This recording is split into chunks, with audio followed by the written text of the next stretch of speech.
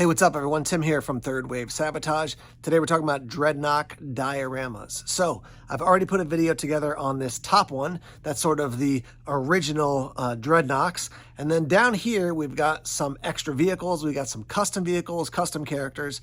And so we got Dreadnok 1.0, Dreadnok 2.0. We're going to zoom in here. I'll show you end to end what they look like.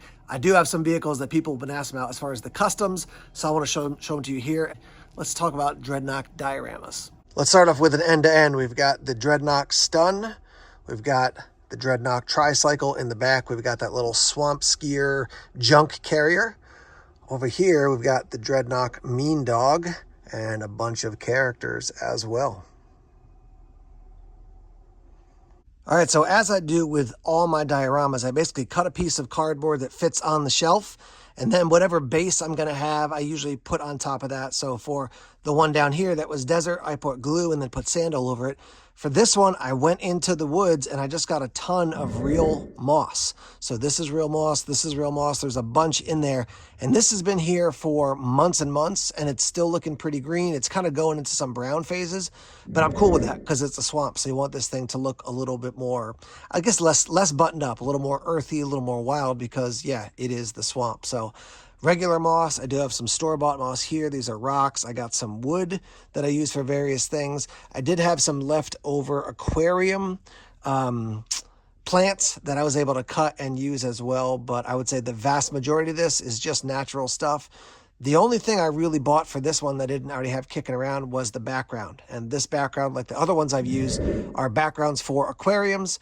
You purchase them at probably about $10 for this size, and then you cut them to size and put them around the back. I don't have anything on the ceiling, if you will, the underside here. I just don't feel like putting in the effort for that. And also I'm like, what would it be? I guess it would be a sky, so blue kind of works anyhow. Starting down at this end, you can see I've got my Dreadnok Stun. So to make this, basically you have to have a stun shell, and then you pop off the wheel covers, you pop out the seats and the guns, the flags, the engine covers, the gun in the back, and you replace them with these custom-made 3D printed green Dreadnok accessories. So I will say that they look cool. They are functional enough to move around a little bit, but be careful. These are not something that you can just whip up and down and, you know, play with it like you were a little kid, because they will snap, they will break. So I wanted to set this up like these. If I force it, I can move the seats and the guns to move, but I tried to set them up so they're pretty much where I was going to keep them. These flags are much more sturdy than the original flags, but they are still, I'm in a long skinny piece, so that can snap. In the back, we've got the Dreadnok gun. I'll show you some close-ups of this vehicle in a second. But yeah, you swap out the red pieces, you put these in. I got it off Etsy when I first got back into these original type G.I. Joes. And yeah, I just thought it was like cool. I was like, I had no idea people were printing these things. So that's why I went ahead and got that. You can see driving, we have a Dreadnok bat. So I bought 4 of those from Black Major. Thought they were super cool, and so I put them together.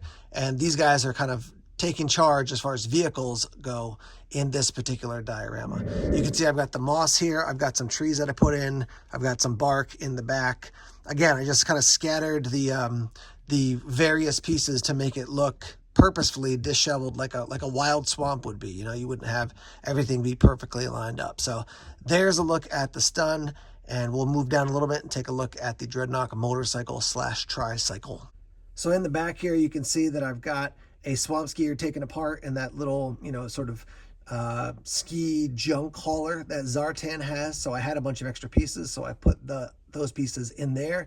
Here I've got another Dreadnok bat. He's working on the tricycle.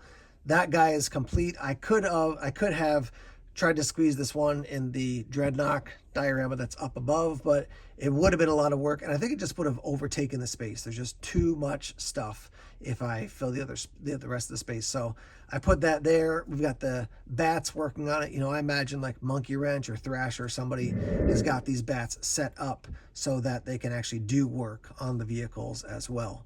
In the back here, we've got a bunch of rocks. I'll give you a close-up of that so you can actually see how I put that part together. So here's a good angle at it. You can see I've got that rock there. That's actually a big mushroom right there that I found in the woods, and it's sort of petrified, right? Like it's not rotting or anything, which is great.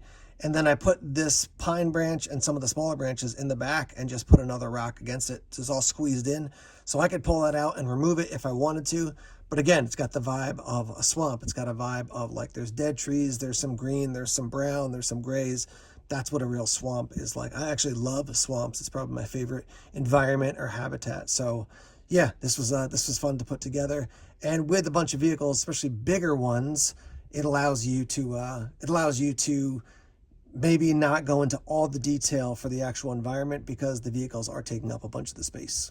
A bunch of people have asked about this. So this is a Dreadnok custom mean dog. I got this off a Facebook group probably a year and a half ago. I honestly don't even remember who I got it from, but I love this thing. So as you can see, it's got the like Thunder Machine type colors. We've got a Dreadnok bat up there as a gunner, Dreadnok bat up there as a gunner. And then we have two Lady J toys. Jungle Soldiers. I believe these are the Jungle Soldiers. They have lots of different versions. These guys are really cool. I just thought their vibe went well with this. And you can imagine Cobra and the Dreadnoks working together. And yeah, here's some of the troopers who are out there making sure that, you know, the Dreadnoks are getting done what needs to get done. So this guy does separate, as does the original. So you have this lower part and this upper part.